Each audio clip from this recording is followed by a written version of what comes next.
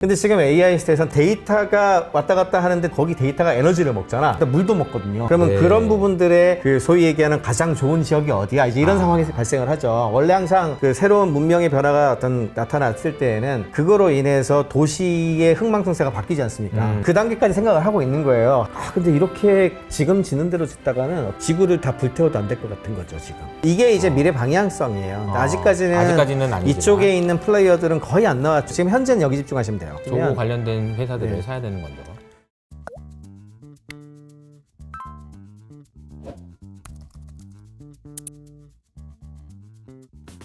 안녕하세요, 이호석입니다. 오늘은 아시아투지 캐피탈의 정지훈 파트너님 나와주셨습니다. 안녕하세요. 네, 안녕하세요. 네, 워낙 맡고 계신 게 많아서 제가 직접 소개하는 것보다 직접 소개하시는 게 나을 것 같아요. 네, 간단하게 네네. 저희 이호석 아카데미 채널인데요. 네네네. 처음 나오셨으니까 한번 인사 부탁드리겠습니다. 네, 먼저 지금 영상으로만 보다가 네. 네, 또 구독자로서 와가지고 이런 얘기를 할 수 있게 돼서 너무 영광스럽다. 감사합니다. 네.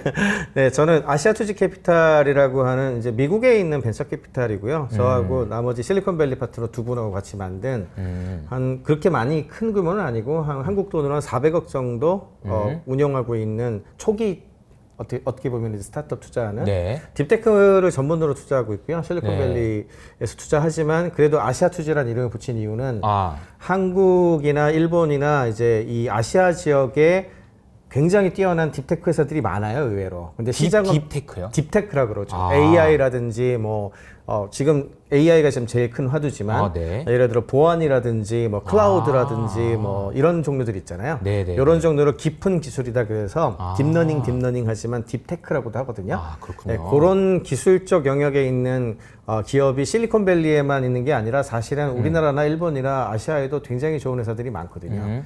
다만 이런 회사들을 잘 골라서 미국에 데려갈 수만 있다면 굉장히 큰 기업으로 성장할 수 있기 때문에 그런 기업들의 초점을 맞춰서 주로 투자를 하는 그런 캐피탈이고요. 그다음에 이제 한국의 이제 디지스트 대구경북과학기술원의 전기전자 컴퓨터공학과에서 겸임 교수 역할도 좀 하고 있고 네. 한국에 투자한 회사가 워낙 많아서요. 한 150여 개 됐고 그다음에 우리나라의 엑셀러레이터라고 스타트업 투자하는 기관을 공동 창업한 게 또 2개 있고 그래서 매년 한 개, 2개 정도씩은 이제 IPO 들어가죠. 저기 얘기를 들어보니까 몸이 몇 개신가 이런 궁금하게. 아니 지금 하시는 일이 너무 많아가지고 이게 지금. 네. 그리고 또 전공은 또 의사셨다고.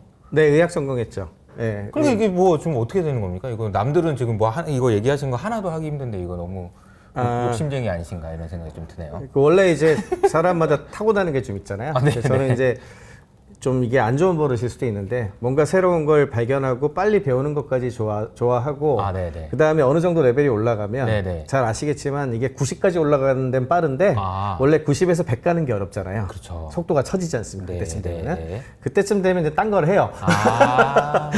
이런 식으로 하다 보니까 그래서 의학을 전공해서 의사 자격증까지는 땄고 그다음에 석사는 제가 사회과학계열로 했거든요. 또 그래요. 그래서 조직학, 정책학, 경제학 이런 종류 했고 박사는 거의 옵틱스라고 광학 쪽인데 미국 가가지고 거의 반쯤 물리학입니다.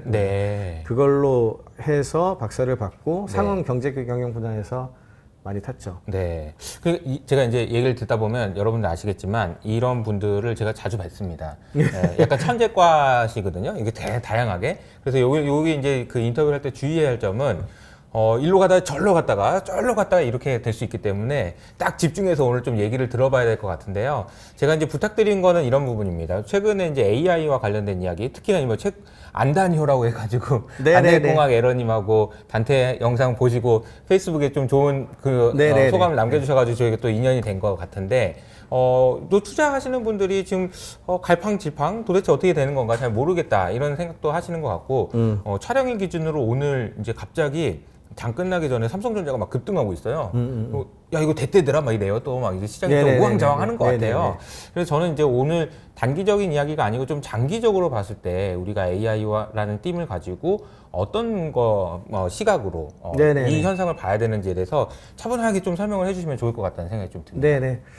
비슷하게 꼭 저도 당부 얘기 드리고 싶은 게 사람이 투자한다고 해서 다 투자를 더 잘하시겠지만 네. 잘하는 게 아니잖아요. 그럼요. 예, 그러다 보니까 저같이 이제 초기 스타트업 투자하는 사람들은 보통 타임라인을 5년에서 10년을 봐요. 5년에서 10년. 네, 그러니까 예를 들자면 제가 루닛이라는 회사는 요즘 되게 유명해져서 잘 아실 텐데 그쵸. AI 쪽에 네. 이제 세계에서 인공지능 쪽 특히 의료 AI 제일 잘하는 회사가 될 거라고 보고 있고 지금도 잘하고 있는데 거기 제가 투자한 게 2014년이었거든요. 그리고 IPO 한 게 2022년이잖아요. 그러니까 8년이 걸렸죠. 그 다음에 이제 크라우드웍스라고 역시 데이터 레이블링이라 그러죠. 이제 항상 AI가 뜰 때에는 AI 기술 자체도 중요하지만 옛날에 이제 골드러시 우리 갈 때 금을 캐는 것도 중요하지만 처음에 뜬 거는 금 캐는 작업하는 게 제일 중요할 것 같아. 맞아요. 그래가지고 청바지를 팔았던 리바이스가 처음에 떴잖아요. 맞아요. 그 비슷하게 이제 박민호 대표가 그때 이게 AI가 상용화되기 전에 먼저 데이터를 이렇게 만들어내고 데이터를 가공하는 수요가 먼저 날 것 같아 해가지고 창업한 회사가 크라우드웍스라는 회사가 있습니다.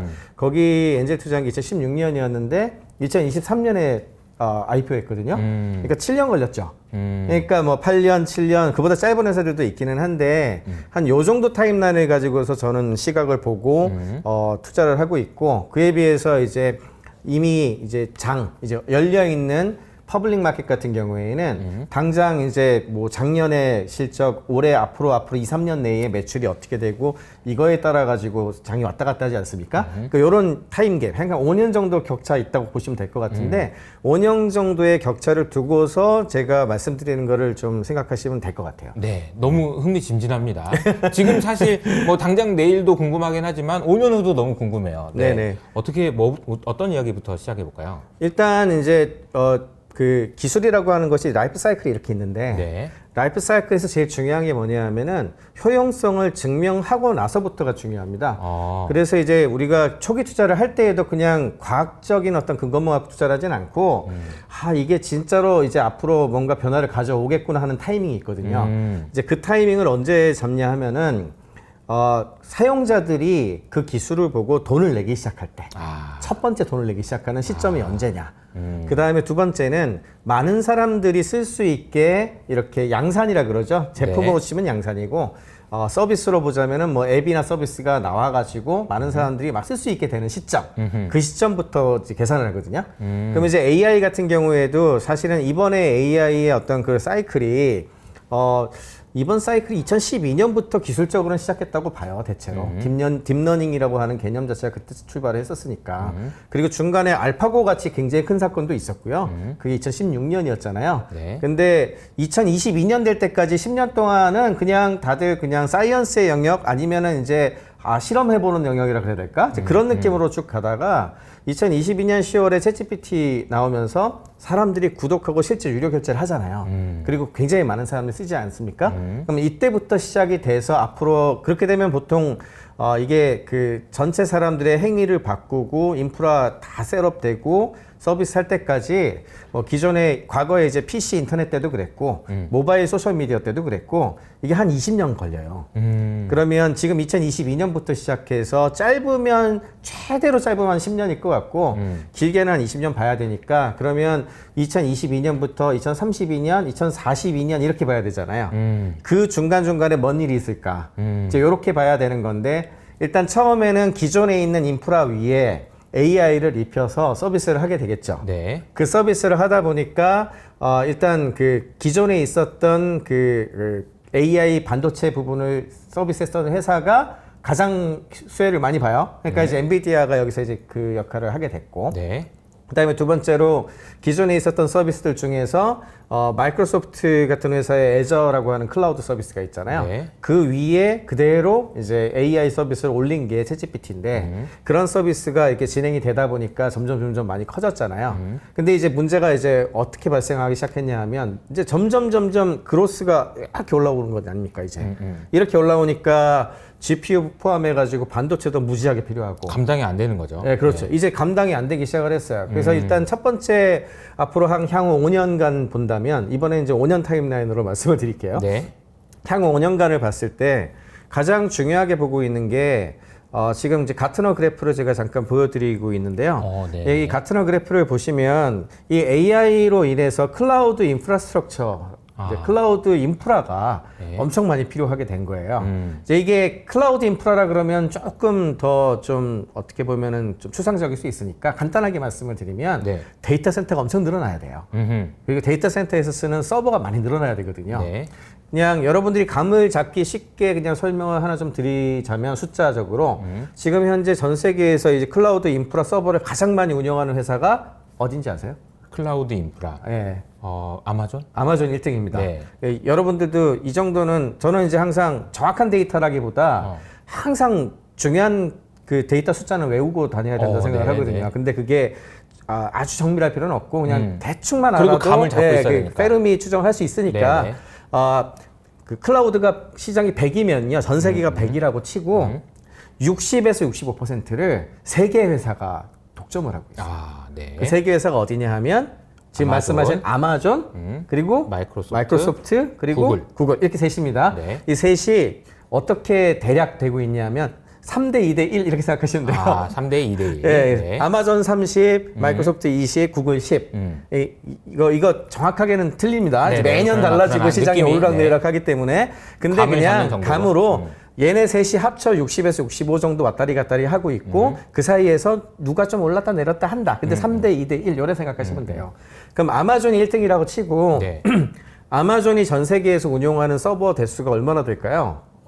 글쎄요. 감이 이거는 없어요. 잘 감이 모르시죠, 네네. 보통은.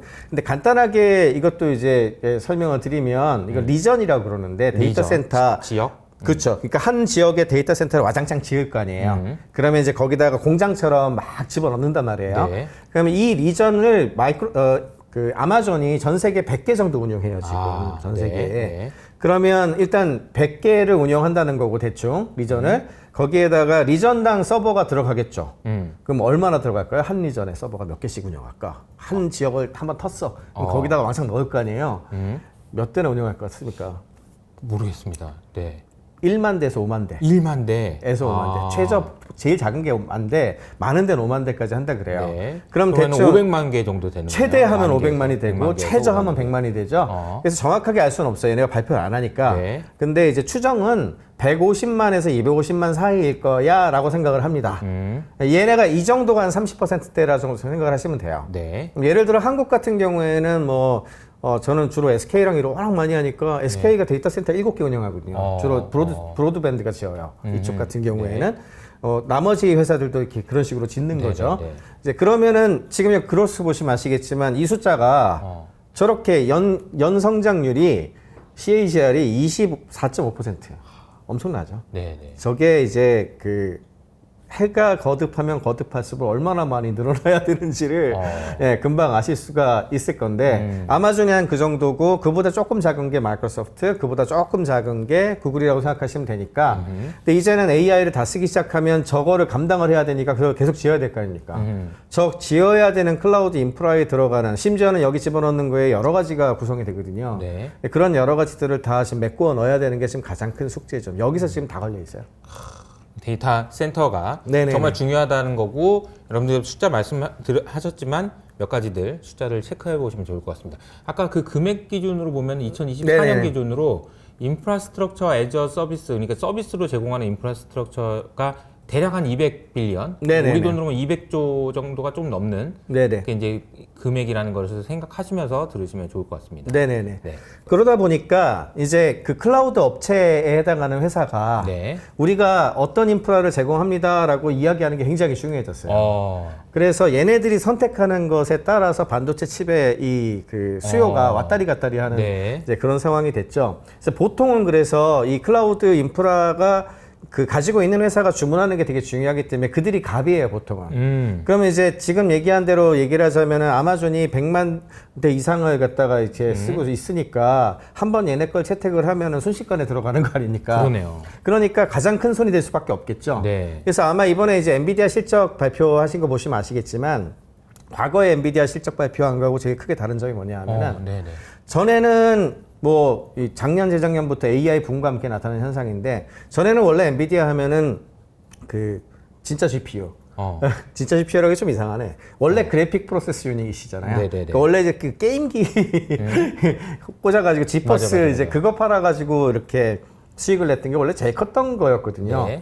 근데 이제 그 부분의 퍼센티지보다 원래 그게 또 줄어든 건 아니에요. 맞아요. 근데 이제 그거보다 데이터 센터 향이 확 늘어나면서 그냥 거의 뭐 80%던데요. 네, 그렇죠. 어닝 서프라이즈가 확 났잖아요. 네. 왜 그러겠습니까? 아까 그것 때문에 그래요. 아. 이렇게 넣으면서 AI 서비스를 해야 되니까 이 큰 손들이 와장창 사줘야 되지 않습니까?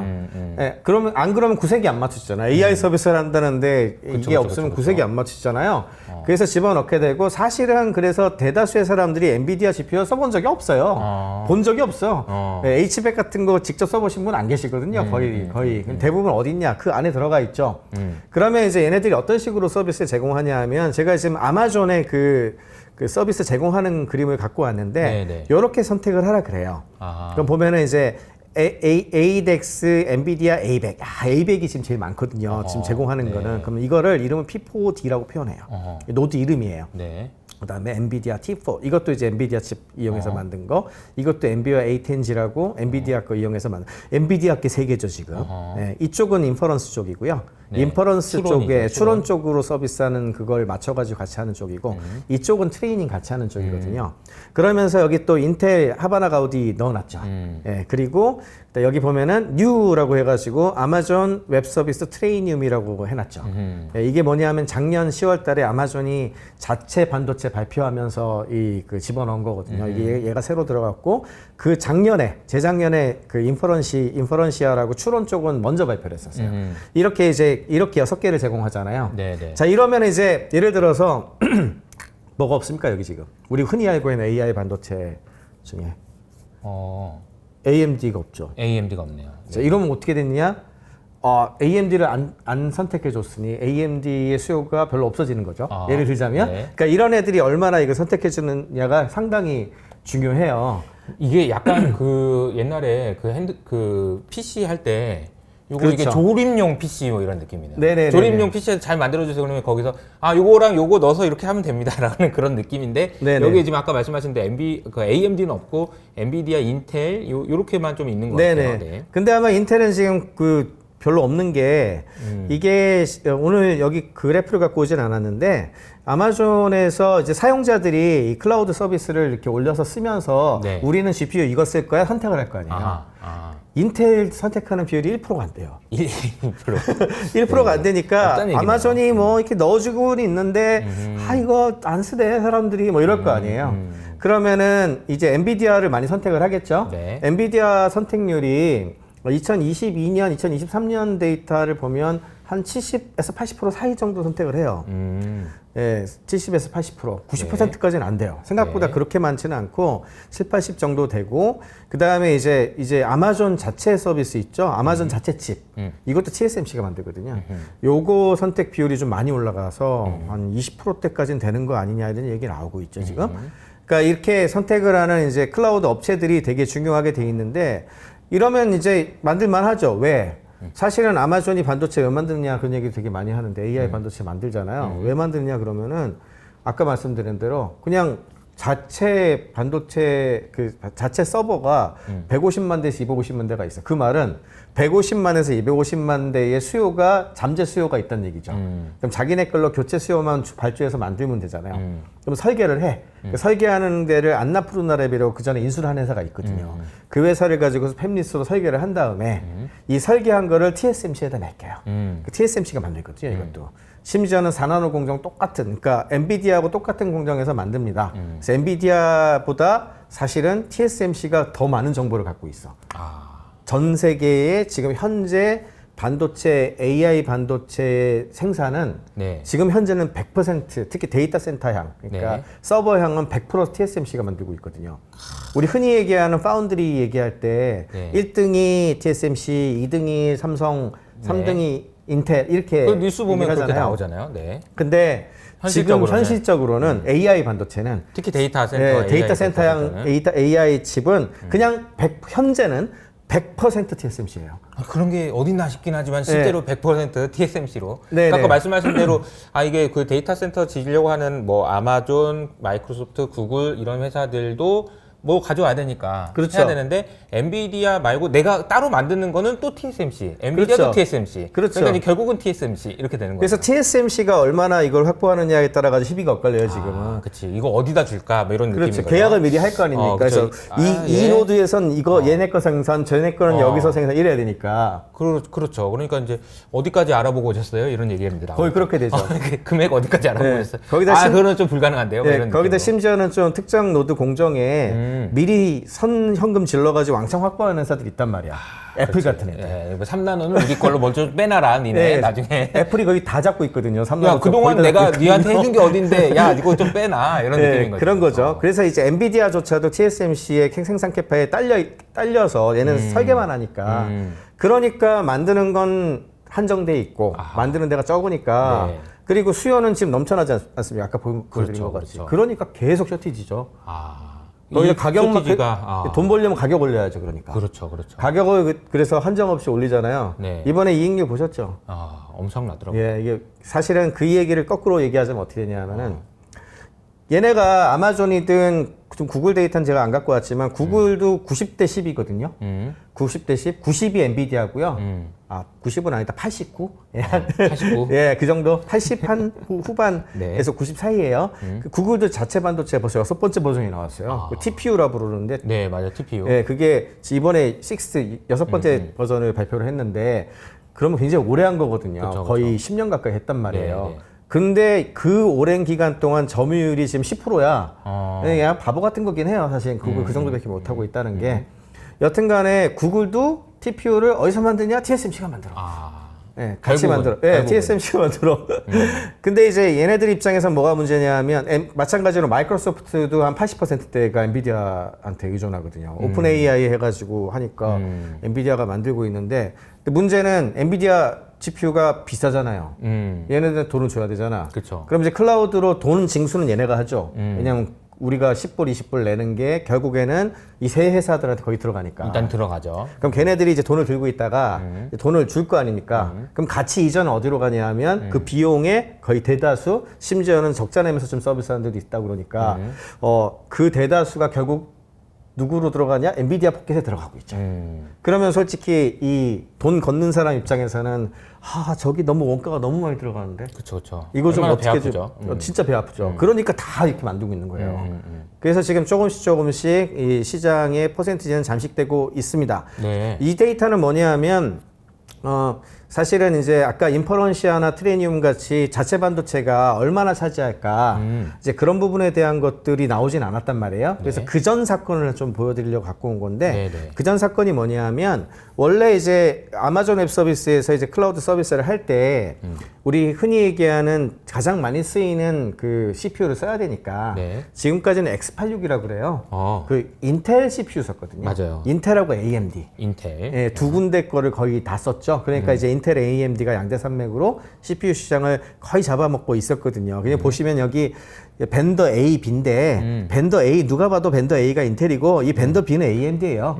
누가 봐도 그냥 네. 뻔하잖아요. 예, 그런다 이제 아마존이 그래비톤 2라고 ARM 기반으로 ARM이라고 하는 그 IP를 갖고 와서 네.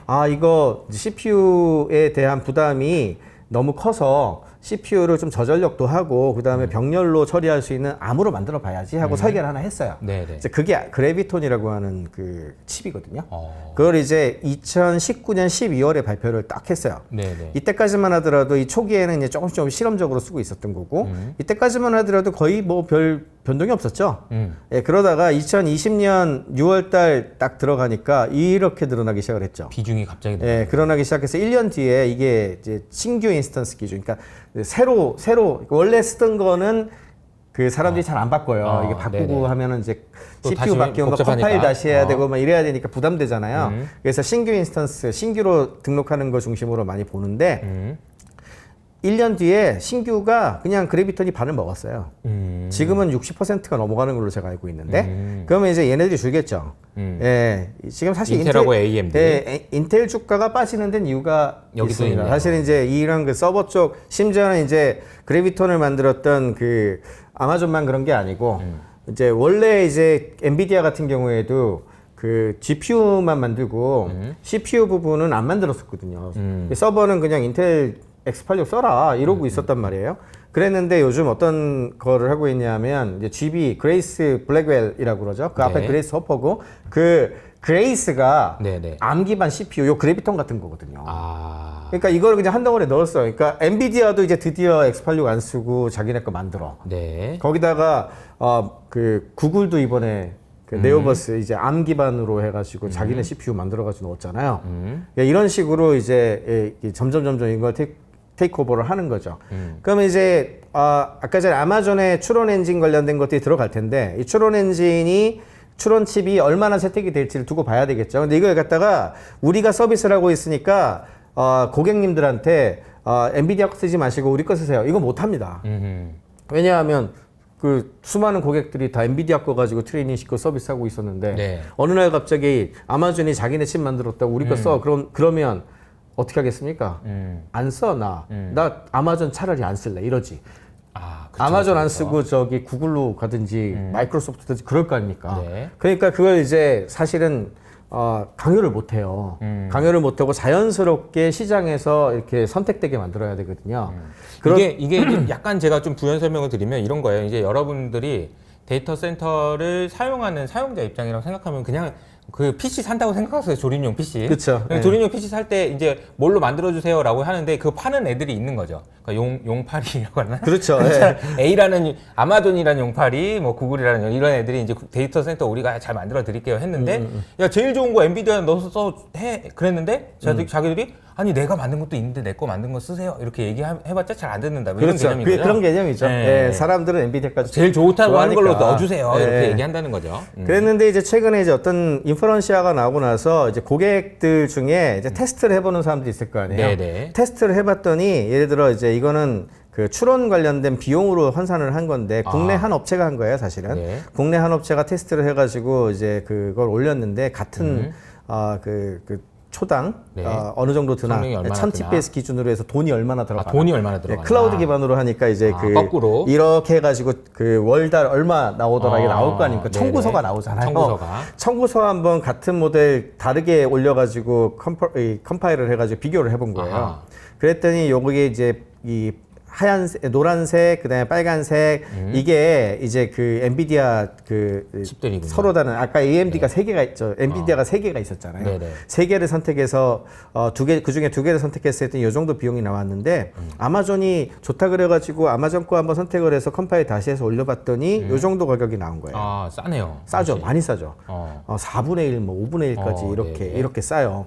그러니까 이러니까 이제 드디어 이제 고객들 중에서 이제 학습을 하거나 이런 쪽까지는 모르겠는데 이렇게 추론 쪽에서는 지금 당장 이제 뒤에 모델 바꿀 것도 별로 없고 그냥 서비스 해야 되겠다는 애들 중에서는 원가가 떨어져야 우리가 이익이 남잖아요. 아하, 그러니까 그쵸. 이걸로 이제 스위칭하는 애들이 나타나는 거예요. 조금씩. 네. 예, 이제 지금 딱 그 상황이에요. 요 정도 상황으로 진행이 되고 있고 이거는 회사 입장에서 봤을 때 하나의 어떤 라지 랭귀지 모델을 서비스를 한다고 봤을 때 투입 비용이 어떻게 되는지 시뮬레이션을 한 건데 처음에는 트레이닝 시키는 거, 그러니까 학습을 시켜서 내 거 서비스로 만드는 거 있잖아요. 네네네. 파운데이션 모델이라고 그래서 오픈 AI랑 뭐 그 엔스로픽이라든지 제미나이, 뭐. 구글 제미나이라든지 이런 데 거는 그냥 큰 빅테크가 제공하는 거 써야 되고 어차피 거기다가 이제 파인 튜닝이라고 해서 그 API하고 각 데이터 좀 일부 갖고 와서 조금 좀 이렇게. 바꾸거든요. 바꾸는 작업을 우리 걸로 좀 바꾸는 작업을 하잖아요. 네. 그때는 트레이닝을 해야 돼요. 훈련을 학습을 시켜야 돼. 훈련을 야, 시켜야 좀 돼. 열심히 좀 해. 예, 그래서 훈련 비용이 초기에 많이 들어요. 이렇게 초기에 많이 드는데 일단 한번 훈련 모델이 나오면 그 다음부터는 훈련 모델을 가끔씩 데이터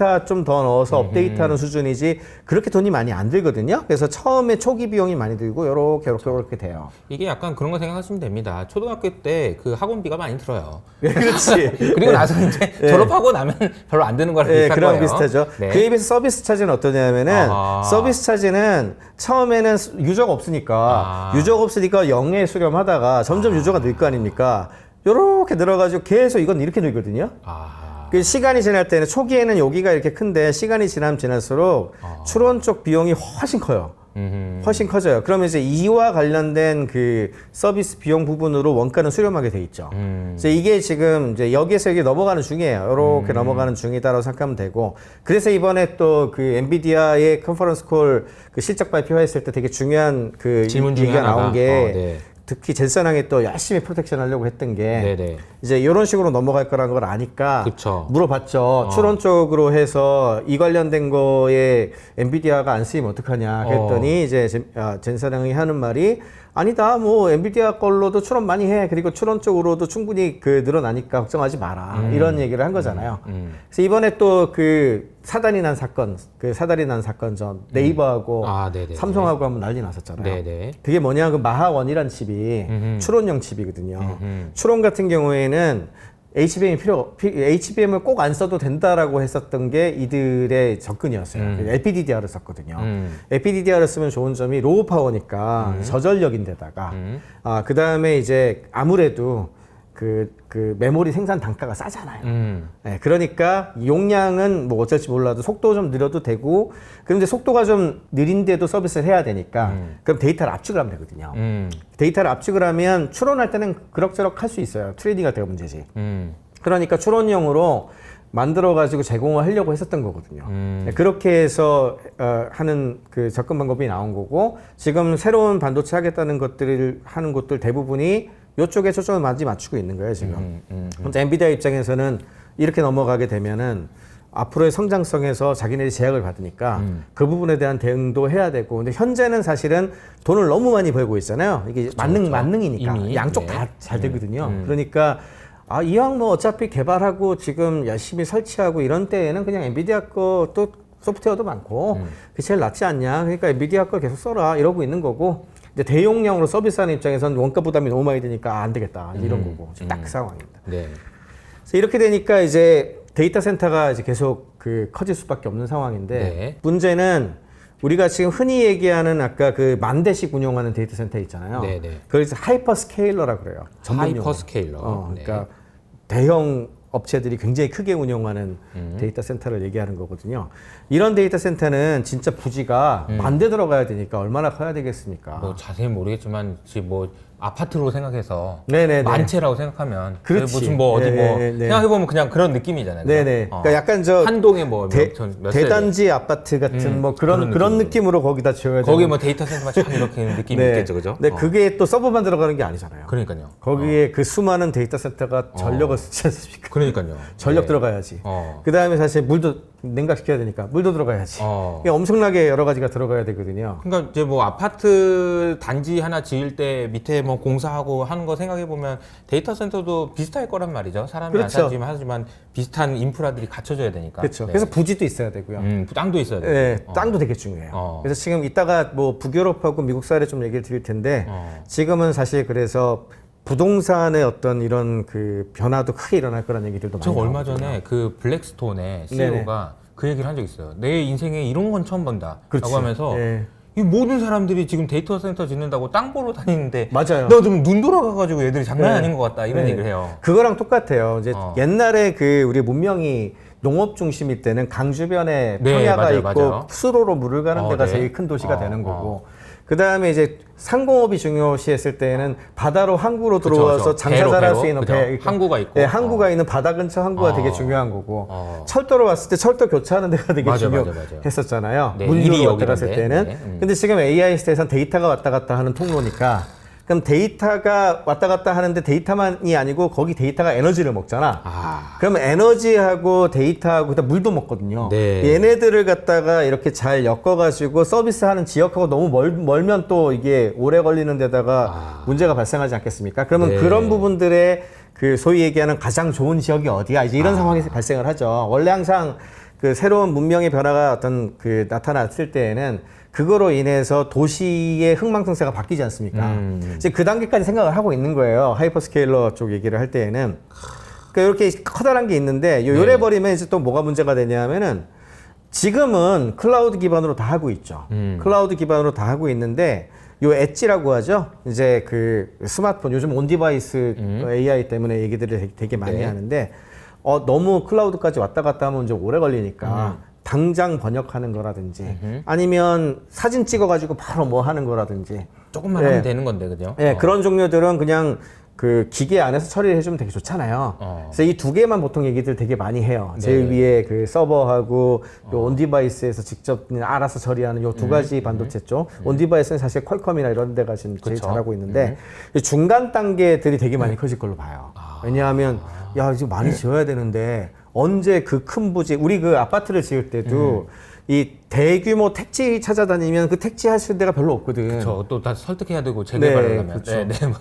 복잡하잖아요. 그렇죠. 근데 이제 소규모로 이제 요만큼 블록에 이제 그쵸. 주민들 합의만 되면 여기다 하나 좀 조그맣게 넣어도 되잖아. 조그만 이런 느낌 것들을 이런 또 할 수 거. 있잖아요. 그쵸. 그와 비슷한 쪽에 얘기가 나오고 있는 게 리저널 엣지 데이터 센터라고 하는 거예요. 이게 좀 더 작아요.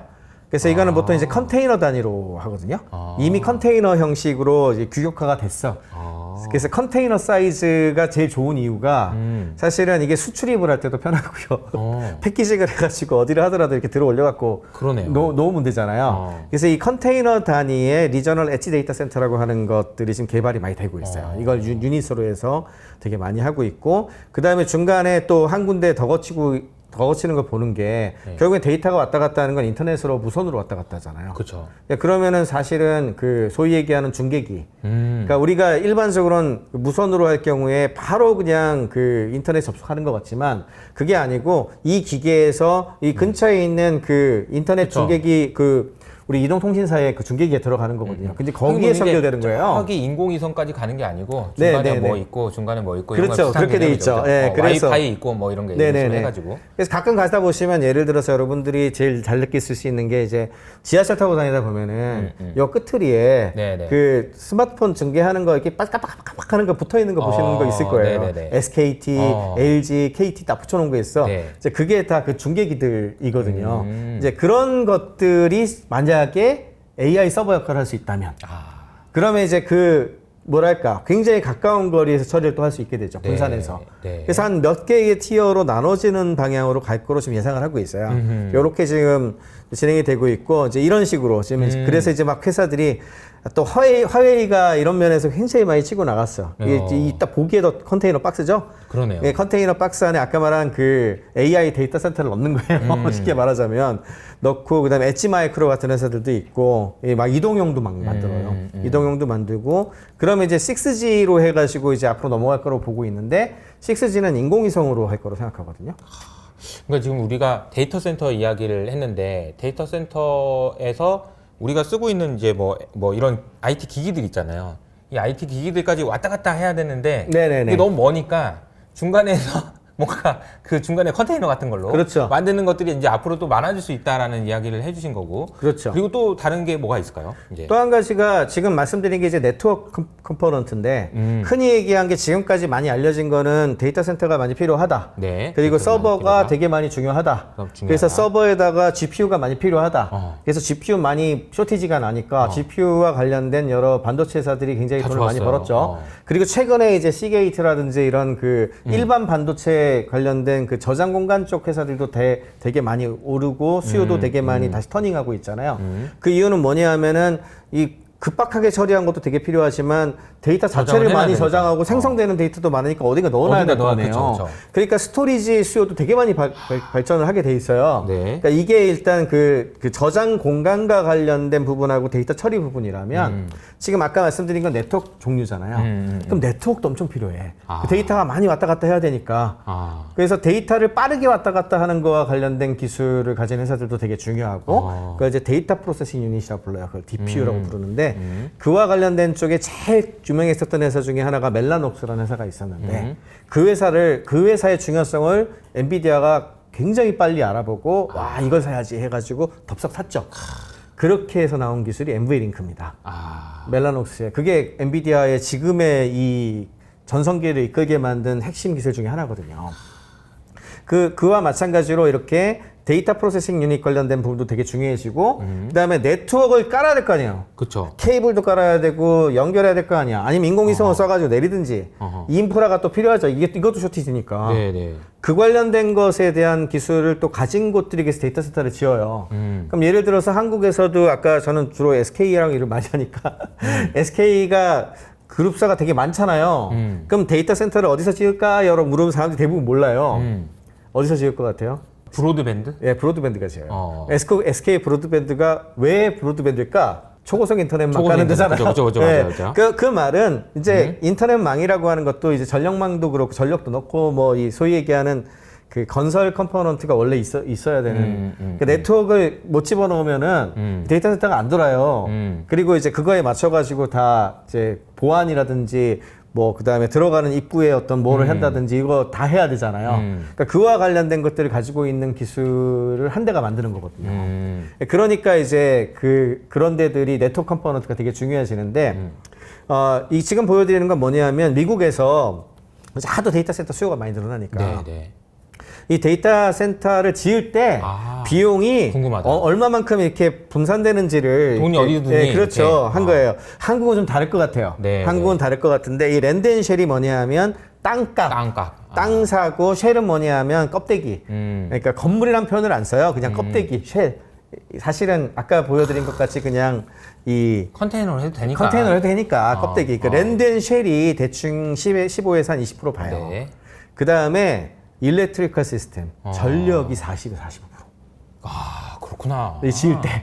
그럼 이제 이게 뭐겠습니까? 이게 전력이 제일 많네요. 발전 설비 내지는 변압기 내지는 끌어오는 그 라인이거든요. 네네. 전에는 이제 끌어오는 거를 이제 그 발전하는 데에서 남는 거를 허가를 받아서 연결해서 끌어와서 했을 거 아니에요. 우리나라는 거의 그렇게 하죠. 한국은 거의 그렇게 왜냐하면 밀집되어 있는 데가 좀 많으니까. 네. 미국이 땅덩이가 너무 크잖아요. 그치. 그러면 예를 들어 서 어디다가 좋은 부지를 땅을 얻었어. 찾았어. 이거 지었어. 지었는데 전기가 없어. 전기 저기서 끌어와야 돼. 그럼 이게 릴레이에서 증폭해야지 뭐 변압기도 끌어야지. 이거 비용 너무 많이 드는데 그럼 어떻게 하겠습니까? 그냥 옆에다 바로 옆에다 그쵸. 짓는 거. 그래서 데이터 센터 플랜에 전력 발전 생산 실력이 같이 들어가요. 근데 여기다 이제 원전 10년 동안 어떻게 합니까? 못하지. 너무 커요. 너무 크죠. 근데 화력이니 이런 것도 생각보다 지을 게 많아요. 이게 작게 만들어서 빨리빨리 해서 붙이는 게 제일 좋은데 그럼 뭘로 하는 게 제일 편할 것 같습니까? 태양이 있잖아요. 그 태양광이 제일 빨라요. 그러니까. 예, 퍼스트 솔러가 왜 올라가는지 아시겠죠? 그렇죠. 예, 태양광으로 하는 게 제일 빠르고 첫 번째. 두 번째는 풍력. 이러면 아리백을 맞출 수 있거든. 그렇죠. 예, 그 풍력도 그래도 태양광처럼 작진 않아도 풍력도 그래도 들어가는 비용이 좀 적어요. 그러니까 이제 이런 거를 아예 데이터 센터 플랜에 같이 발전 설비를 넣어요. 그럼 얘네들만 갖고 되냐? 그것만 갖고 안 돼. 왜냐하면 태양광이나 풍력이나 다 이게 플럭테이션이 있잖아요. 왔다 갔다 하잖아요. 그러니까 꼭 보조 발전, 그 모자랄 때 보조 발전 유닛을 만듭니다. 그래서 이제 디젤이나 아니면 요즘 이제 가스로 많이 하는데 그런 그걸 또 만들어요. 예, 그렇게 해가지고 발전 설비까지 해요. 그러니까 이렇게 들어가지. 45% 들어가고. 그다음에 그러니까 요게 이제 그 옆에다가 데이터 센터 옆에다가 저 멀리 있는 거 전기 끌었으려면 힘드니까. 네네네. 옆에다가 데이터 센터 옆에다가 네네네. 태양광 혹은 풍력 네네네. 혹은 이게 태양광은 이제 또 낮에는 뭐 전기가 나오는데 밤에는 안 나오니까 그렇죠. 그것도 저장해 네. 넣는 공간도 있어야 그렇죠. 되고 ESS도 필요하죠. ESS도 필요하고 네네. 그러니까 여러 가지 이제 소위 말하는 이제 시스템이죠. 이제 전력 네네네네. 시스템 자체를 구축을 해놔야지 이게 돌아가는 거니까. 그게 제일 많이 들어가고요. 그 다음으로 이제 공기 순환하는 거하고 기계적인 거, 그 다음에 요즘에 또 시켜야 되니까 열이 나니까 순행을 많이 하거든요. 그러면 이제 물을 갖고 와서 파이프라인 설치를 해줘야 돼요. 네. 그와 관련된 비용이 또 이렇게 들어가요. 15에서 한 20% 들어가고. 네. 그 다음에 그 안에 뭐 잡다한 여러 가지 뭐 집어넣고 뭐 가구도 하고 뭐 등등 뭐 해야 되잖아요. 인테리어도 좀 하고 뭐 일단 해야 되잖아요. 그게 한 요 정도.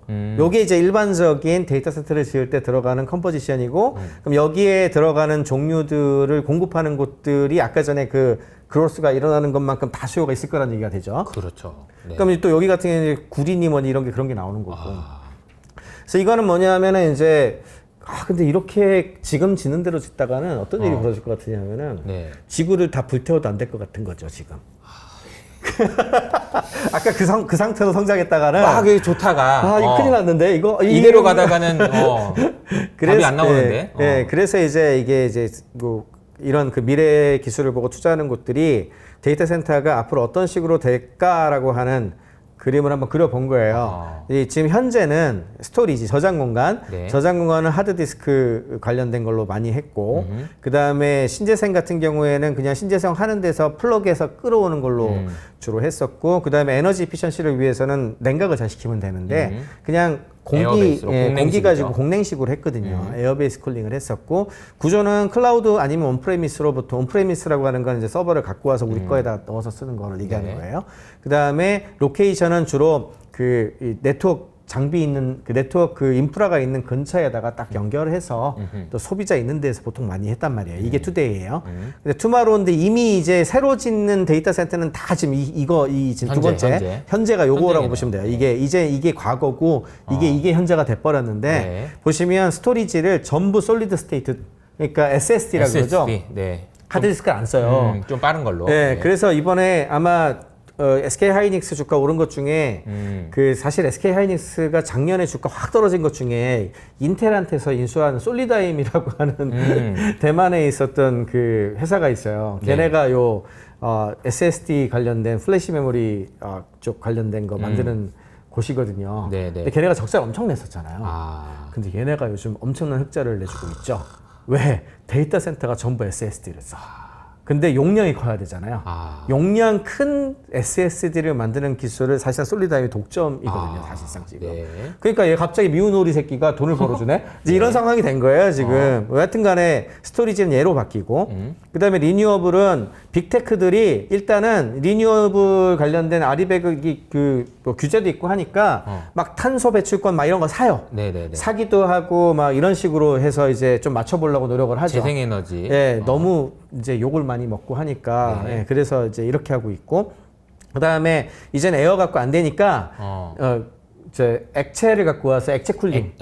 액침 냉각 뭐 이런 얘기도 많이 액침은 나오고요. 이제 담그는 순행식, 방식이고 네. 이제 지금 제일 많이 하고 있는 거는 다이렉트 컨택 중심으로 많이 해요. 이렇게 물을 이렇게 보내는 찬물 갖고 거죠. 와가지고 찬물을 이렇게 대가지고 시키는 걸 제일 많이 하는데 그렇게 하면 엄청 줄어요. 근데 이게 또 재밌는 게 AI 어시스티드라고 돼 있네요. 또 네, AI가 이거는 또 도와주나 보네. 이따가 이제 메타가 특히 이쪽 관련된 기술을 올해 초에 발표한 거 보면 되게 재밌는데, 이게 왜 이런 얘기가 나오냐면은 이게 이제 설비가 많이 들어가요. 리퀴드로 바꾸게 되면. 원래 에어 기반으로 데이터 센터 셋업을 해놓거든. 그거는 선풍기만 틀어놓으면 되는 거니까. 네, 그렇죠. 근데 이제 액체 방식으로 하려면 이게 건설을 다시 해야 되잖아요. 그렇겠죠. 그러니까 새로 짓는 거야 그렇게 된다 쳐도 기존에 있는 데이터 센터를 갈아엎고 또 할 수는 없잖아. 서비스 중단하고. 그쵸. 이제 그런 경우에 예를 들어서 오른쪽에 액체 방식이 있고 왼쪽에 뭐 에어 방식이 있다고 쳐요.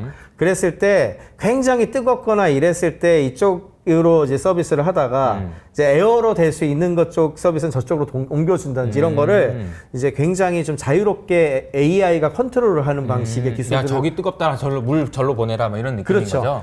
그래서 예를 들어 이번에 메타가 발표한 기술 중에 어떻게 있냐면, 간단하게만 설명을 드리면은 메타 같은 경우에는 아마존이나 구글이나 마이크로소프트랑은 달리 클라우드 서비스를 하지는 않잖아요. 그렇죠. 네, 그런데 메타가 엔비디아의 그 H100 15만 대 사는 계약하고 그다음에 메타가 굉장히 많은 투자하고 있는 건 아시죠? 네. 그리고 메타의 데이터 센터가 엄청 커요.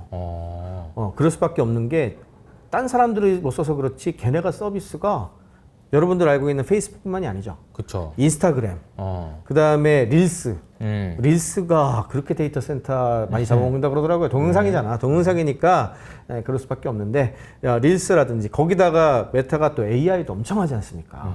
그러니까 얘네들을 같이 서비스를 해야 되잖아요. 근데 페이스북이나 인스타그램 같은 서비스 하는 데에는 그렇게 우리 GPU 기반의 그런 연산을 필요로 하니까 열이 그렇게 심하게 안 나요. 그러면 이제 에어쿨링으로 충분해. 그러면 이제 에어쿨링으로 해도 되잖아요. 근데 이제 그 옆에다가 그 AI 같은 거 하는 서버들을 얹을 거 아닙니까? 그렇게 계속.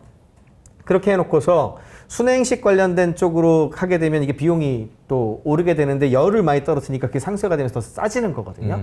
근데 이제 같은 그 데이터 센터 안에 이걸 다 넣어두는 게 더 좋죠. 그러면 이제 이 서비스 하다가도 이게 모자라면 저쪽 거 갖고 와서 쓰고, 그러면 뜨거워지니까 얘한테 순행으로 좀 해주고, 순행 필요 없고 별로 안 뜨거워졌으니까 지금 공냉해야지 이럴 수도 있잖아요. 그런 거를 이렇게 적절하게 섞어가지고 하이브리드네요, 약간. 그걸 AI가 해요. 그거를 이제 메타가 되게 자랑하는 기술 중에 하나거든요. 근데 이게 메타만 할 것 같지 않고 구글이나 딴 다 데도 다 할 하겠죠. 거예요. 그러니까 그런 종류라고 생각하시면 돼요. 그러니까 메타는 아까 말씀하신 대로 클라우드 애저 서비스를 하진 않아요. 아, 네, 그렇죠. 그걸 안 애저 하죠. 서비스는 네. 안 해. 그러니까 자기 클라우드를 빌려주고 이러진 않아. 근데 자기도 쓸 게 많아. 그래서 그렇죠. 이거를 이제 냉각 방식을 자체적으로 이제 AI를 통한 개발을 좀 하고 있다는 얘기입니다. 그렇죠. 네. 그리고 아까 말씀드린 것 같이 이 데이터 센터 자체를 모듈화를 해서 작고 그다음에 작은데 막 키울 수 있는. 그래서 지난번 그 엔비디아가 이번 실적 발표 말고 GTC 발표할 때 보면은 네네. 그 전에는 블랙베리라고 여기 GPU 그것만 발표를 했는데 네. 이번에는 이거를 이렇게 엮으면 한 노드가 되고요. 그러면 이거 렉이 되고요. 얘를 두 개를 엮으면 이렇게 되고 8개를 하면 이렇게 되고 그래서 이렇게 하면 이렇게 많은 걸 우리가 한꺼번에 제공하자 이렇게 얘기를 했잖아요. 마치 레고 블록을 이렇게 붙여갖고 하는 것 같이 이제 그런 식으로 간다는 얘기고 대부분 그렇게 하고 있습니다. 네. 그 다음에 이제 어디로 가냐? 이게 너무 에너지를 많이 먹으니까 어느 정도까지 지금 절약할 수 있다고 보냐 하면 네. 쿨링을 제대로 하잖아요. 네. 그러면 전력 수명 40%까지 줄일 수 있다고 봐요. 그러니까 굉장히 중요하거든요. 네. 그러면 이제 입지적으로 봤을 때는 북극이 최고죠. 아하. 제일 추운데. 네. 제일 추운 데로 같은지 아니면 이제 마이크로소프트의 프로젝트 중에는 바닷물 속에 넣는 것도 있어요. 아예 그냥 저 안에 집어넣어 갖고 이제 그 마치 우리 그 유전 이렇게 그 그쵸. 해주는 그 붕붕 넣는 띄우는 것처럼. 바지선이라 그러나 걔는 위에 있고 밑에다 이렇게 잠수함처럼 해서 밑에 떨궈놔요 서버를. 그런 것도 있거든요. 그럴 수 있다라고 생각을 하지만 개인적으로 이제 기후에 관심이 많은 입장에서 안 그래도 북극에 있는 얼음 녹는다고 난린데 그거 가지고 뜨거운 거 가지고 더 대고 있으면 더 녹지 않을까 이런 그거 생각도 좀 관련해 가지고 들어요. 이따 재밌는 거 하나 보여드릴게요. 네. 이제 그 다음으로 이제 다음 단계로 보고 있는 건 이제 이게 앞으로 지금 미래입니다. 현재고, 네. 요게 이제 이건 5년, 10년 이상 봐야 될 것 같은데, 일단 두 번째는, 제일 첫 번째는 스토리지 자체가, 이제는 뭐, 그렇게까지, 이렇게 저장하고, 이런 것이 굉장히 중요할까? 그리고 이 스토리지 자체가 지금 현재 반도체 기반으로 할까? 이런 거에 자체는 고민 자체를 하고 있어요. 뭐, 리퀴드를 쓰는 스토리지라든지, 뭐, 아니면 DNA라든지, 화이트 뭐 이상한 거 막 넣어갖고 새로운 거, 아예 그냥 새로운 거. 야, 반도체 그냥 네네네. 없이 뭐 저장하자 이런 느낌이. 요거는 좀 오래 걸릴 것 나중에, 같고요. 이건 네. 너무 제 생각엔 이건 꿈의 기술인 SSD 것 같다. 이쪽으로 넘어오는 게 좀 맞는 것 같고 이게 지금 이건 굉장히 먼 퓨처처럼 썼지만 사실상 이게 오늘로 올라오고 있는데 이게 지금 제 쇼티지가 심하다 보니까 어허. 한마디로 말해서 그냥 데이터 센터 있는 데다가 그냥 지어라. 어허. 아까 전에 그러네요. 말씀드린 것 같이 네. 그냥 짓는 방향으로 가고 있고 그 다음에 에너지 같은 경우에는 지금 쿨링을 하고 있는데 아예 열 안 나게 어떻게 하는 방법을 좀 생각해 보자. 뭐 이런 거.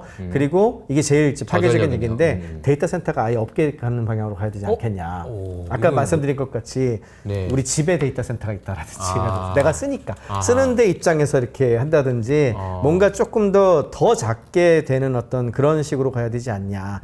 요래 되면은 요런 데까지 또 안 가고 그냥 그렇죠. 자기가 필요한 데 만들면 되잖아요.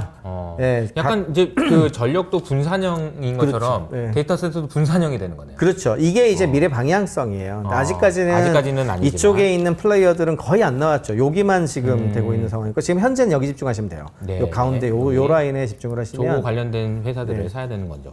그 다음에 실제 데이터 파워 센터 파워 컨섬션 때문에 쇼티지 나고 있는 거 이제 보여드리고 있는 건데 야, 이게 지금 보시면은 중국은요 이게 빨간색 점이 이게 수요거든요. 그 다음에 여기 이게 공급 지금 양이에요. 그럼 보면은 중국은 걱정이 없어요. 중국은 에너지 제공하는 만큼 수요가 있어요. 대충 맞았어. 얘는 네, 네. 밸런스가 맞았어. 이 미국이거든요. 부족하네요. 미국 보시면 이렇게 늘었는데 이게 지금 이렇게 리퀘어먼트란 말이야. 그럼 이만큼 지금 더 지어야 되는 부족하죠. 그래서 더 지어야 된단 말이에요, 파워를. 근데 문제가 뭐냐면 지금 이게 필요로 하는 데가 제일 많이 모자란 데가 북동부 지역이 제일 모자라요. 거기가 인구가 제일 많잖아요. 버지니아주, 북동부? 뭐 네. 워싱턴 DC 있는 그 인근 있잖아요. 네네네네. 거기가 지금 제일 거기를 지배하는 그 전력 관련된 회사가 도미니언 에너지라고 있습니다. 되게 유명한 회사가 있어요. 걔네가 지금 공급을 따라가지 못해서 이거 안 될 것 같아라고 지금 계속 얘기를 하고 있거든요. 아하. 그리고 실제로 일부 정전 사태도 있었다고 제가 들었어요. 그 인근에. 왜냐하면 얘네한테 못 주면은 그 주변에 살고 있는 사람들은 전기 공급 못하는 일이 벌어지잖아요. 근데 생각을 해보면 데이터 센터에 전기 공급 못하는 거야. 뭐 AI 서비스 좀 못 쓰게 되는 정도일 수 있지만 그렇죠. 야 이거 데이터 센터 때문에 갑자기 정전이 돼갖고 전체적으로 막 네. 불 꺼져. 막. 그럼 어떻게 됩니까? 큰일 나잖아. 그렇죠. 네. 그럼 어떻게 하겠어요? 야, 이제 우리 안 돼.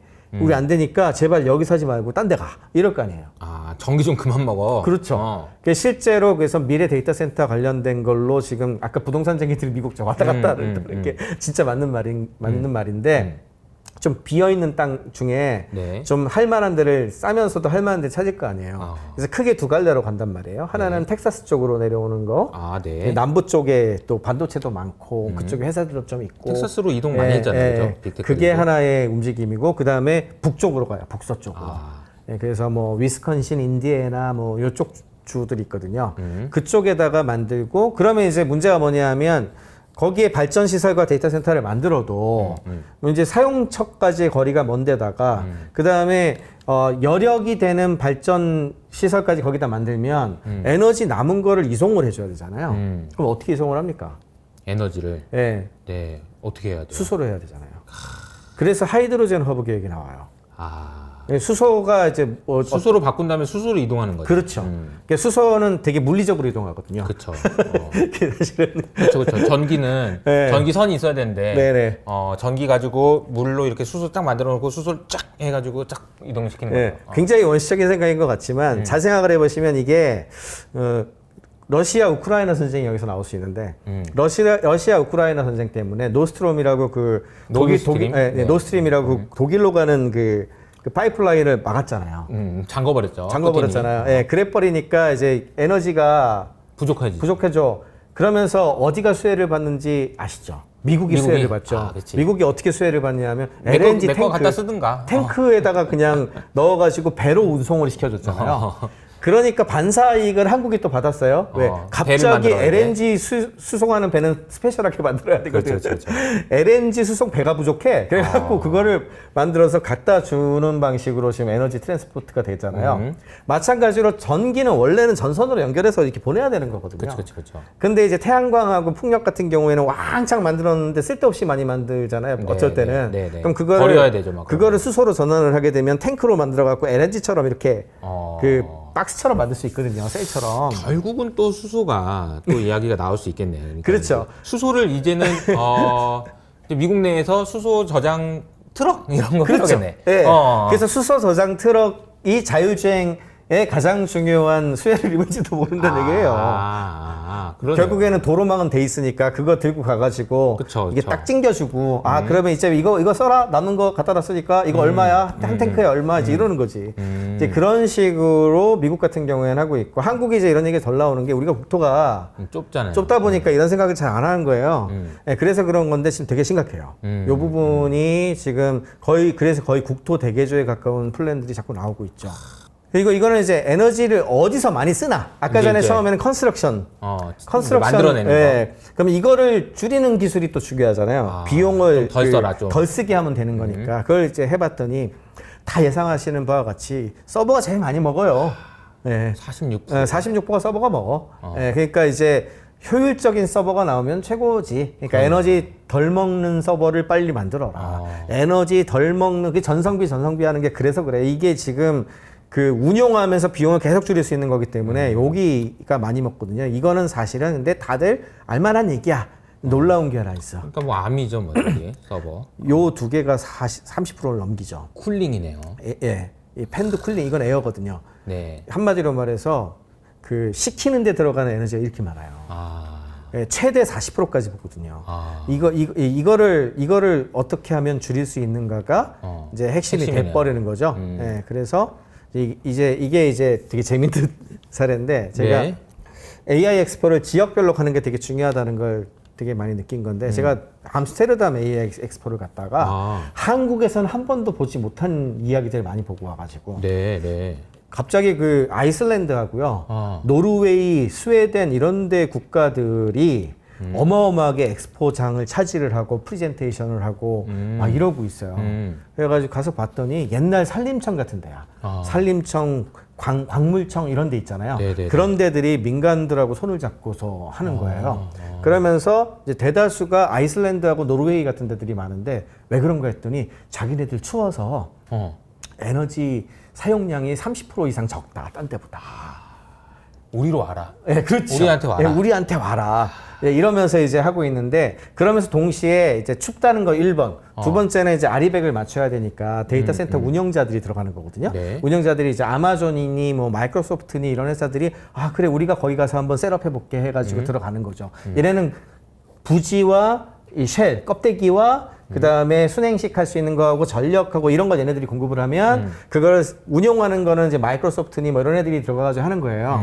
그랬을 때 이제 전력이 공급이 어떻게 되냐면은 아이슬란드는 뭐라고 얘기를 하냐면 우리 지열로 줄게.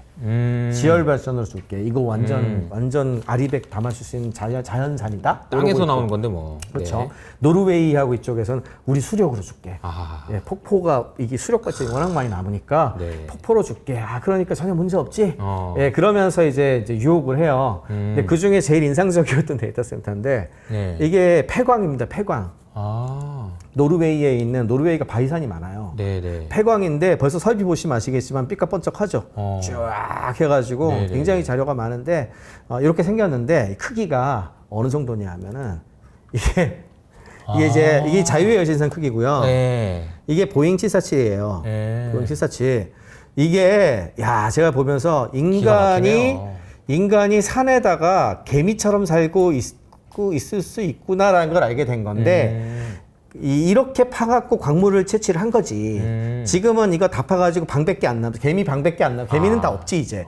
이제 그렇게 된 구조들인데 여기 하나하나 요 방들 있잖아요. 네. 방들 하나하나가 데이터 센터화 되고 있는 거야. 이걸 어떻게 하냐면 컨테이너 박스 넣어갖고 하고 있거든요. 아까 보여드린 것 같이. 거기까지는 조금 그래 이렇게 해서 왜냐하면 또 동굴 춥잖아요. 네. 기본 그 안에 에어컨이 있으니까 그죠? 거기다가 그 기본 바깥의 기후도 그렇고 그랬는데 이게 냉각을 그 옆에가 북해예요. 북해. 북해 바닷물을 끌어와요. 파이프라인. 얼음물이네.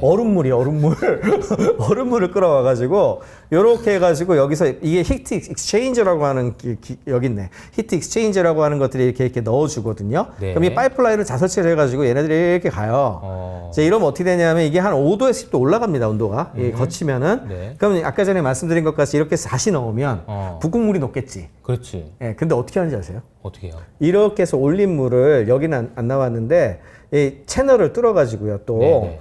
그 연어 양식장에 넣어주더라고요. 연어 양식장에서 연어 해처리.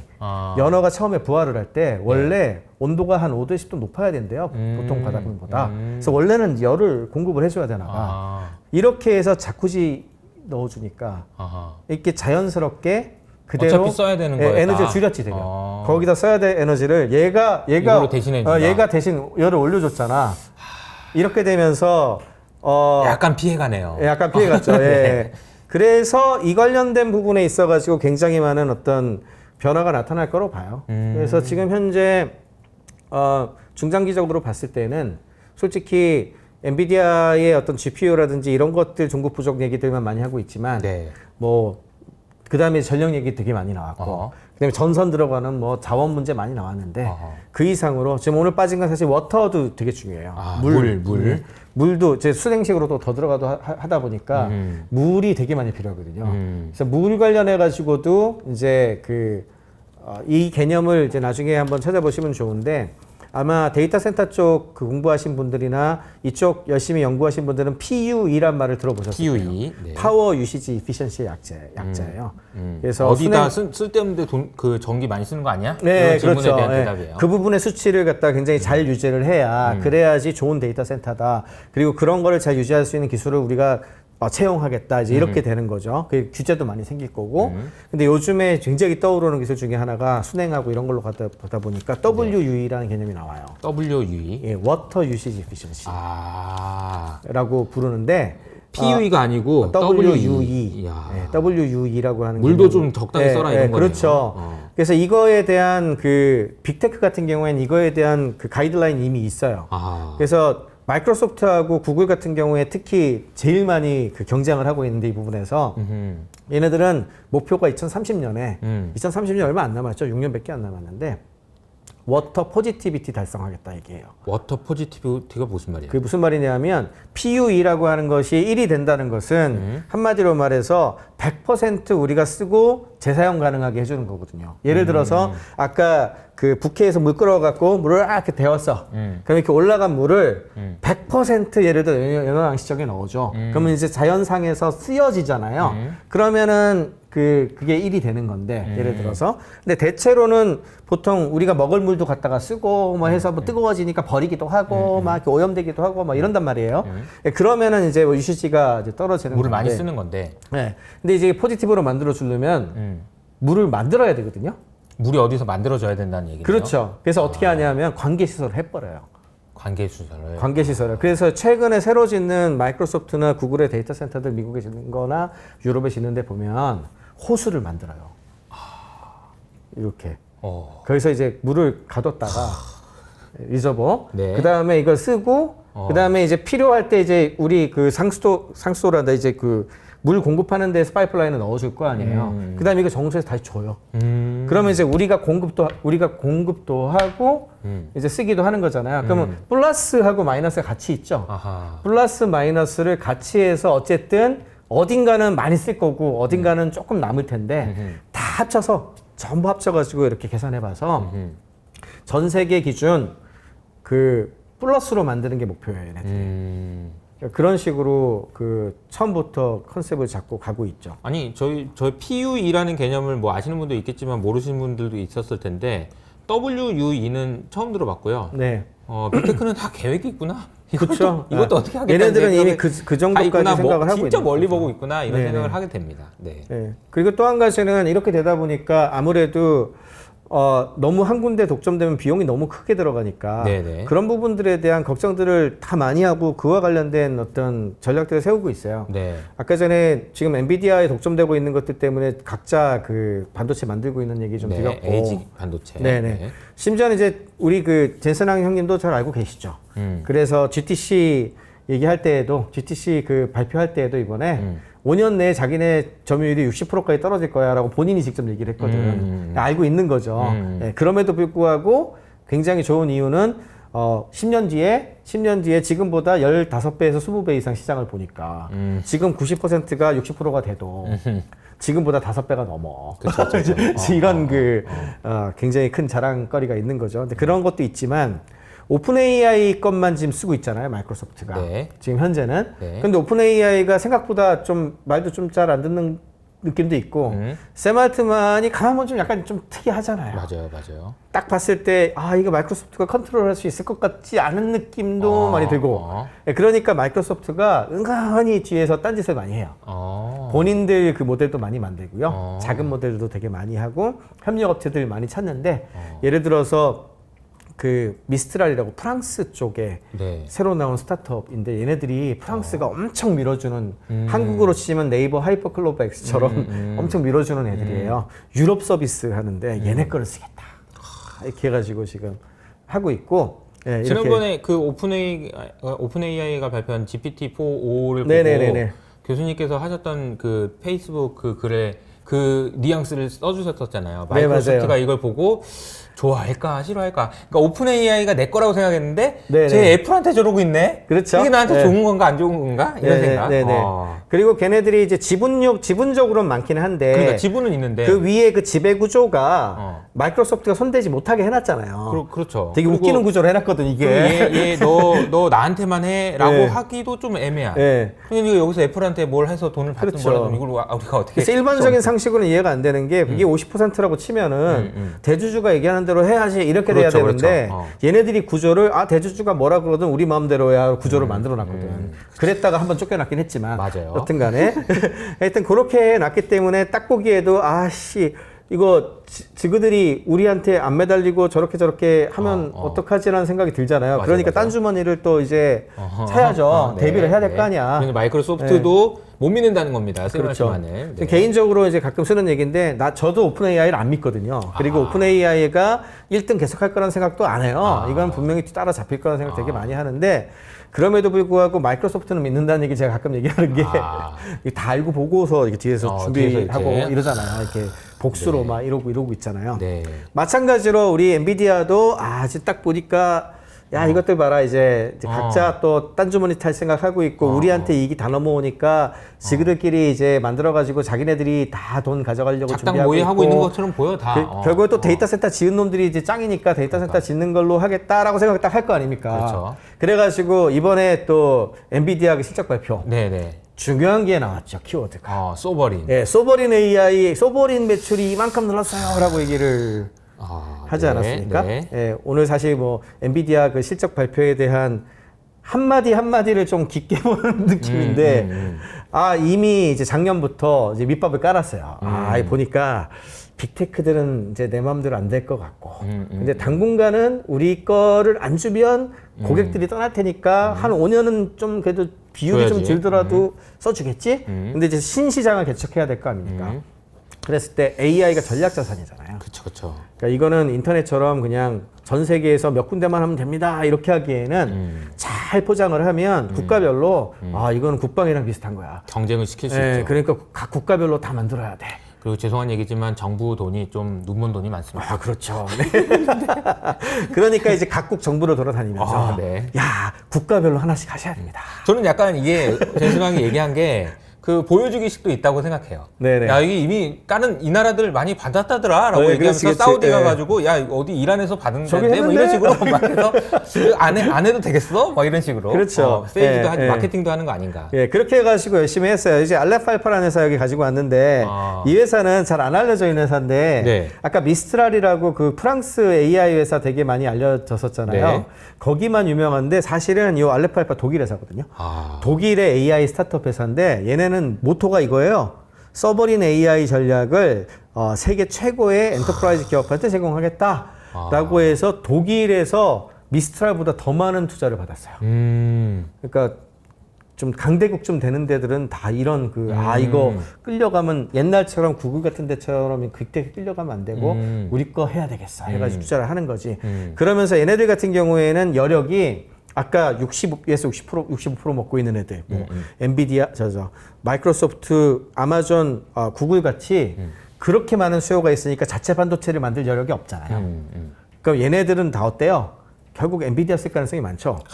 그러니까 엔비디아가 서버린 AI를 딱 밀어주면서 네네. 국가별로 AI 인프라스트럭처를 해라라고 작년부터 열심히 했는데 그 성과가 이번 분기 실적에 드디어 나왔죠.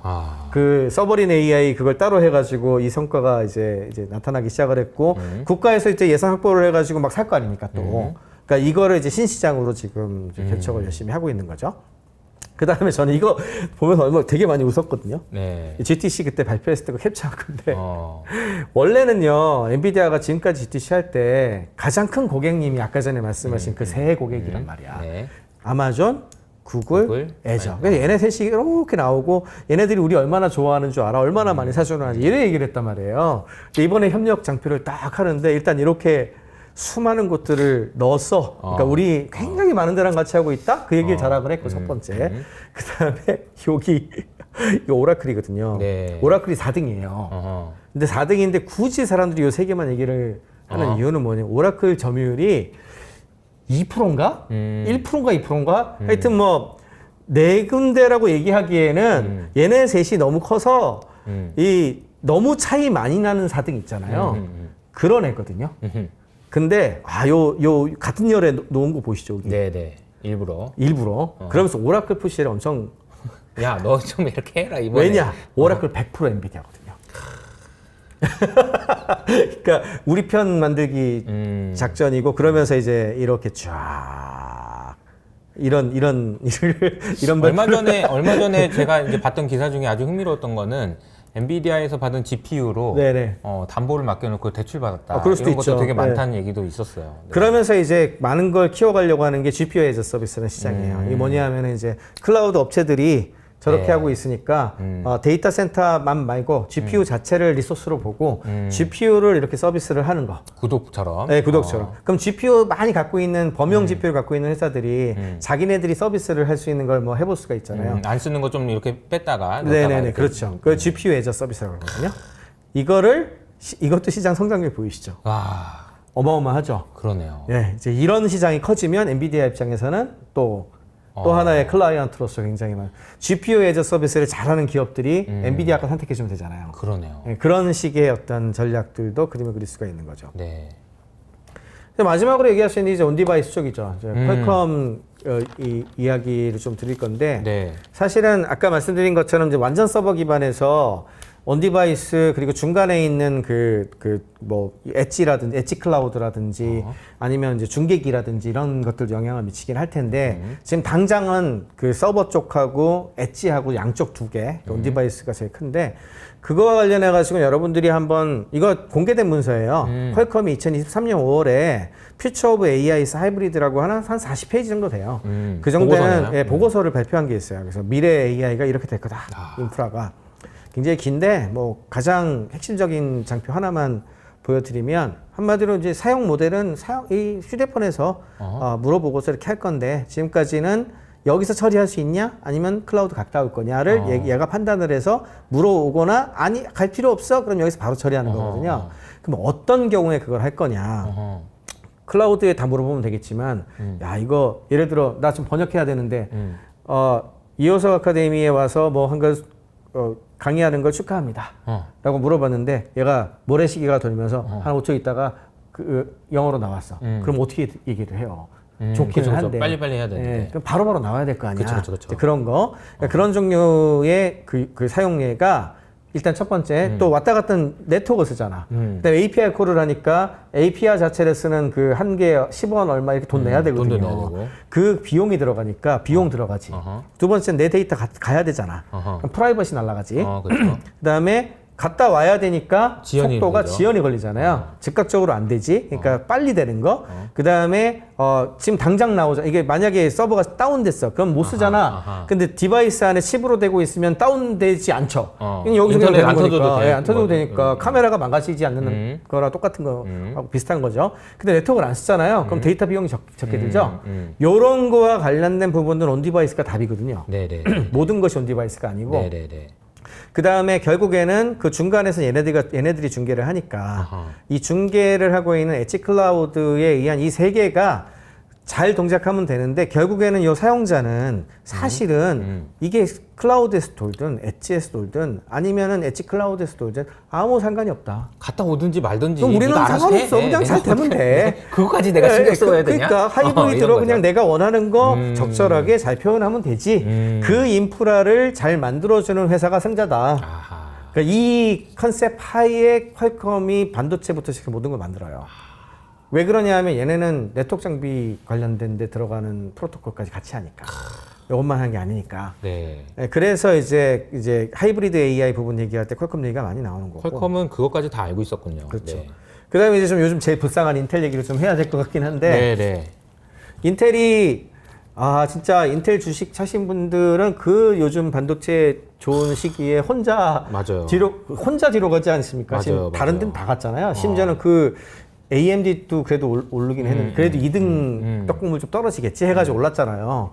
그런 거라도 있는데 인텔 가지신 분들은 지금 진짜 속상하신 분들 되게 많을 텐데 근데 저는 개인적으로 장기적으로 봤을 땐 인텔이 결국에는 좀 딛고 올라올 거라 생각해요. 근데 올해는 되게 안 좋을 것 같긴 한데 왜냐하면 단순히 뭐 그 AI 칩만의 문제가 아니라 아까 보여드린 것 같이 X86 시장 뺏기는 것도 만만치가 않아서. 그죠. 예, 근데 이제 인텔의 그 핵심은 두 가지가 있죠. 하나는 파운드리가 있고, 파운드리 쪽 같은 경우에는 특히 미국 정부와 유럽 그 서유럽의 엄청난 푸시를 받으며 수조 원씩 막 돈을 갖다가 서포트를 받고 있거든요.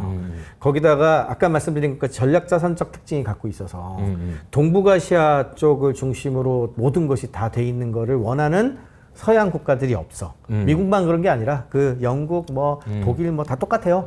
걔네들도 다 뭔가 제3의 세력이 이걸 있어주길 밸런스를 바래요. 맞춰주길 바라거든. 예, 그러니까 이제 그쪽에서 이제 일템 파운드리가 장기적으로는 잘 될 가능성이 좀 있는 거고.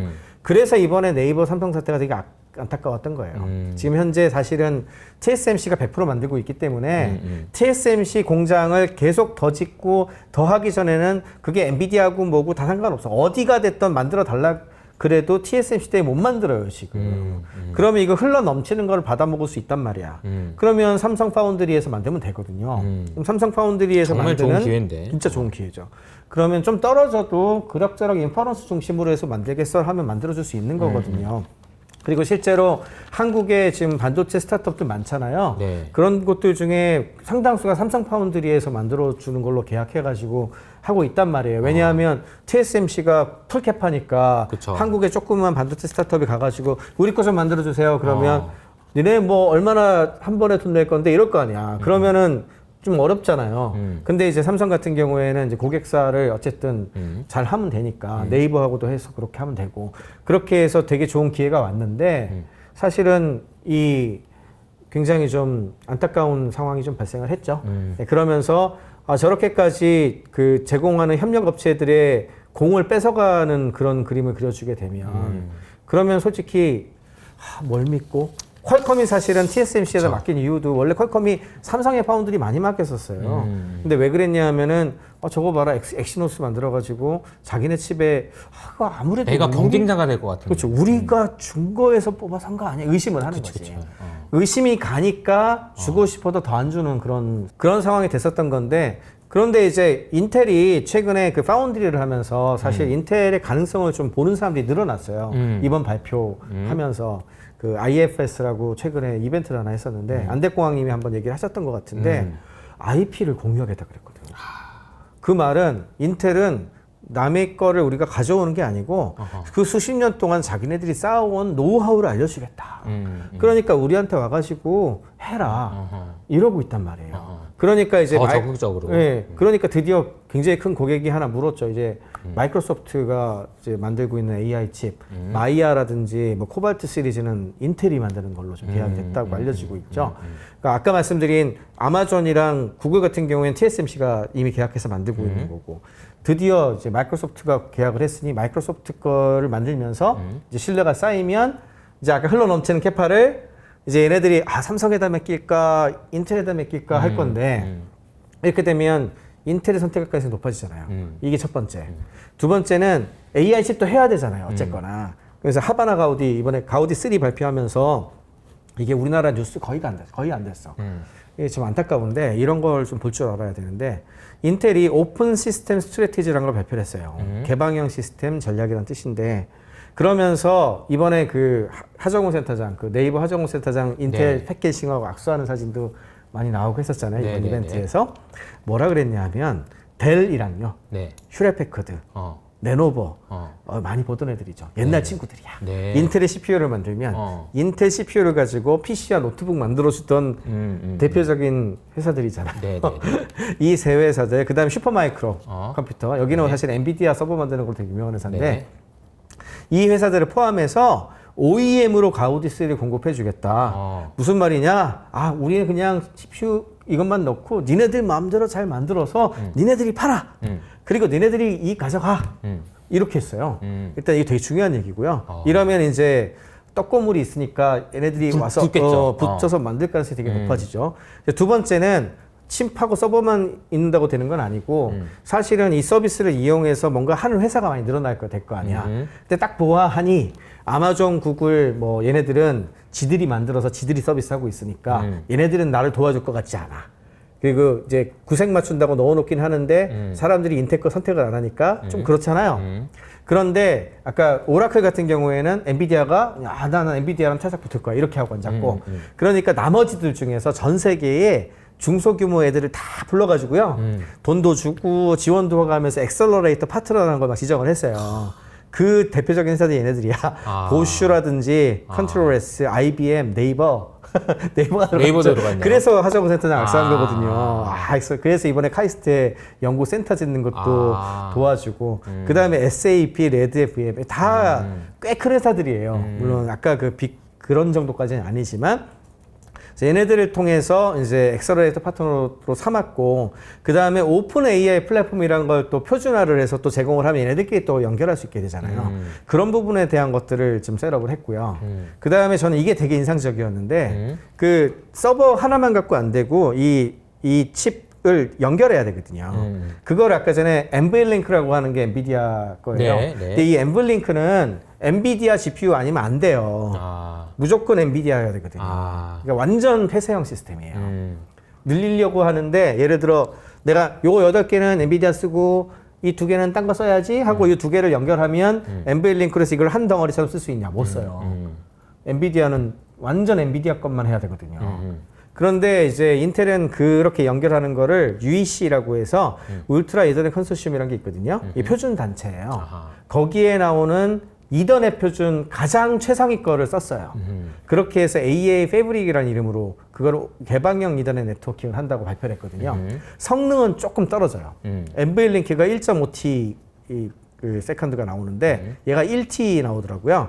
그러니까 한 30% 40% 정도 성능이 떨어져요. 그럼에도 불구하고 표준한 선택을 한 거야. 그러면 이제 어떻게 되냐? 성능은 좀 떨어질지 모르겠는데 나름 같이 연결해 가지고 하려고 하는 곳들은 선택해 볼 수도 있죠.